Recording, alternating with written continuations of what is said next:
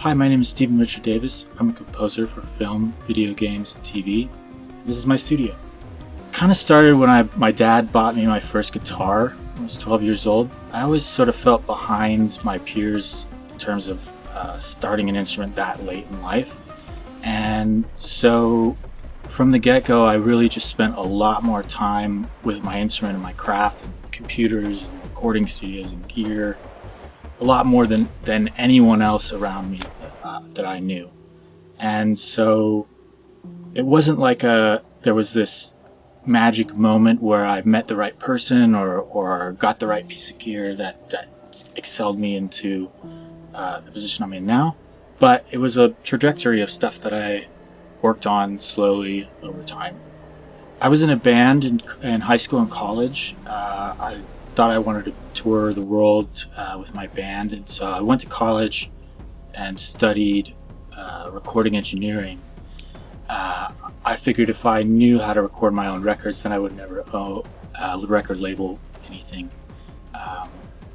And pretty quickly after doing touring around, I realized I didn't really enjoy the actual process of touring. I liked all the people I was in the band with, but my favorite part of the music was being in the studio and recording and writing and learning about all the pieces of gear and things that I had at the time. So I hit this crossroads where I really needed to decide what I wanted to do with my life. I knew it was going to be in music.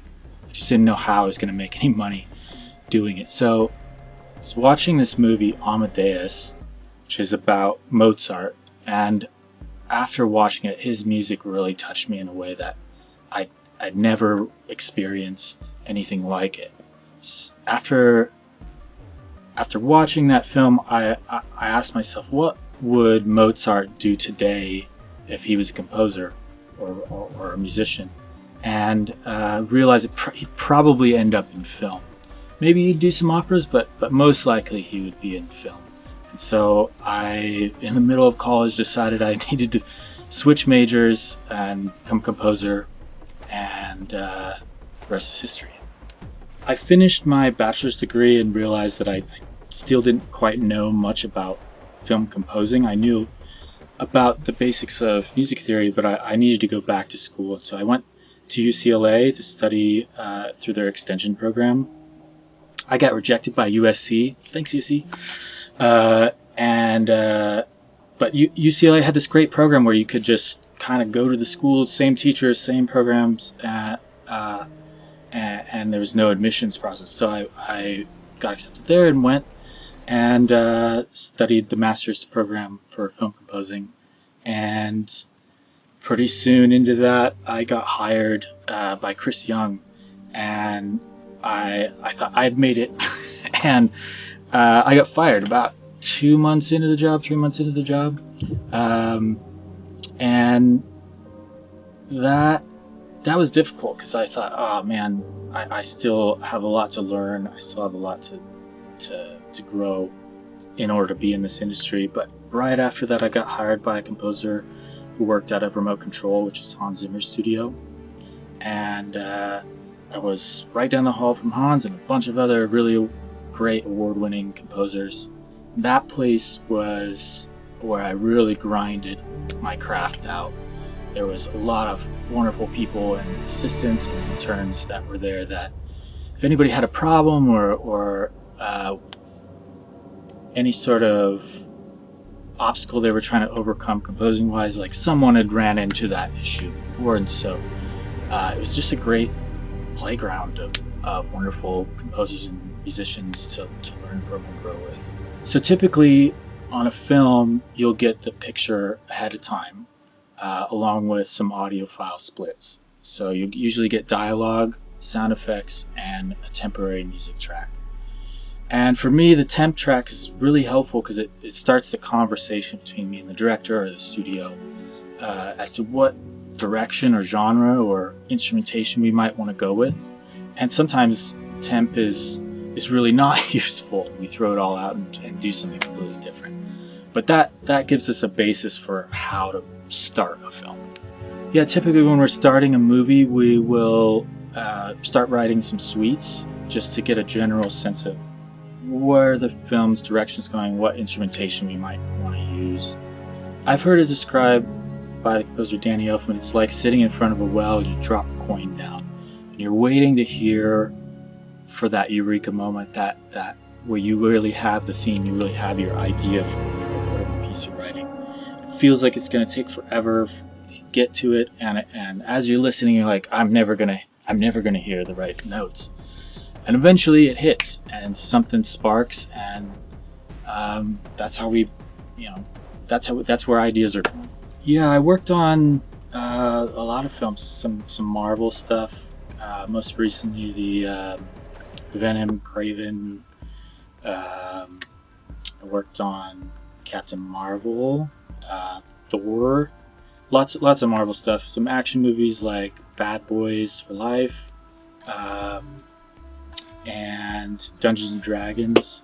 I worked a long time with another bigger composer, Lorne Balfe, and he really helped sculpt the kind of composer that I am now.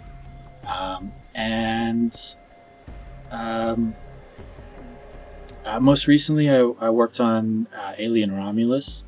A lot of the synth stuff you hear in the scores is me and my wife, Tori Letzer. And that was a really fun film to work on. My wife and I sometimes will write scores together. Sometimes we just bounce ideas off of each other. But rarely do we write a piece of music that we don't show each other, at least the main themes or the main motifs of a project. And we each have different skills. I envy how clear her mixes always sound and how beautifully she arranges things. I tend to try to dirty things up and lo-fi things, or try to make it more gritty, and she helps me kind of bring it back to something that's audible for everyone to digest. And so it's we don't always agree on every note, but typically if she has an idea about the direction of a piece of music, my immediate reaction will be, you don't know what you're talking about. And then I'll go and sit and open up the piece of music and go, man, she's right. So as you can see in the studio, I have lots of synthesizers and gear, some outboard gear that I use to record instruments. Great set of speakers. And one of the things that I use to make sure that I'm balancing everything in the mix right is Meze headphones. They are really great at hearing all the detail between each instrument. They're the best headphones that I've heard yet. I went down to this place in Torrance that has the largest collection of headphones in the United States, and every kind of headphone amp that you can imagine. And I ended up with their Imperia headphones, and because they had a really low bass extension that none of the other headphones even came close to. So I could really, mixing bass is kind of one of the biggest parts of any style of music. If your bass is wrong, then you're blowing out the rest of the mix. And a friend of mine put me in contact with them, and they sent me these Elite series headphones at the top of the line. And so I use these to check back the balances of instruments. When you're in a room like this, even with all the sound treatment and tuning, you can get tricked by how the room is playing back and kind of melding each of the instruments into place in the room. With headphones, you can't. It won't lie to you as where the things are balance-wise and depth-wise. And with these, the first time I put them on, it sounded to me like I was still hearing the speakers in the room. Like I was like, wait, did I flip the wrong switch? It's like, no, they translate that well that they don't feel like you have headphones on. You're just mixing with speakers on your head. There was two instances where I really needed a set of cans that I could trust.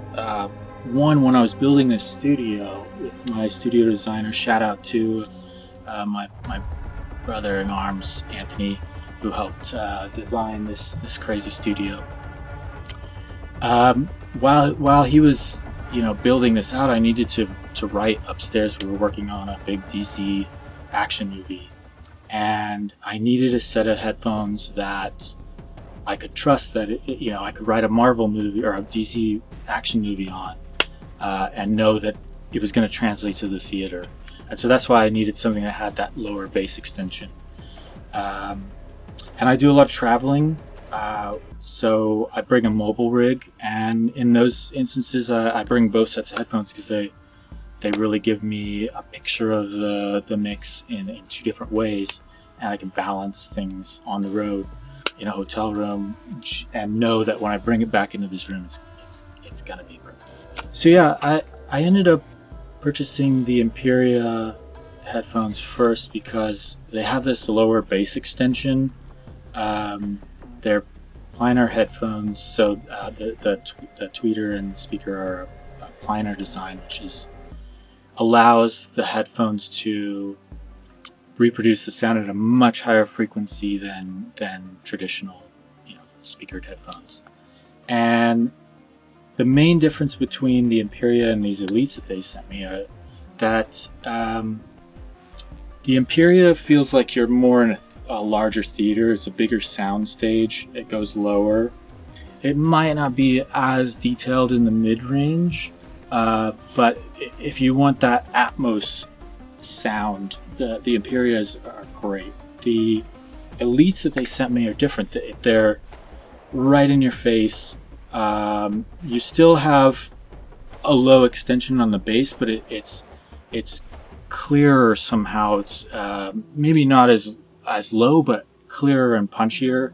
And again, in your face, it feels like you're in a studio room listening to the band right in front of you. Yeah, so open back headphones just sonically sound a little different when you put them on your head. They don't sound like you have headphones on your head. It's much more open and wide sound because the sound's kind of still being reproduced around your head like sound would be in a room. Closed back headphones feel very isolating, and that's useful for a lot of things, but I've found that open back headphones for mixing help me translate to speakers a little better. Yeah, don't give up. It's not who you know or that perfect meeting that you're gonna have, or it's you. It's how much time you spent on the thing. I subscribe to that idea that if you spend 10,000 hours doing a thing, you're gonna be a master at it. And I spent 10,000 hours in the studio and with my craft and my gear and my instruments pretty early on.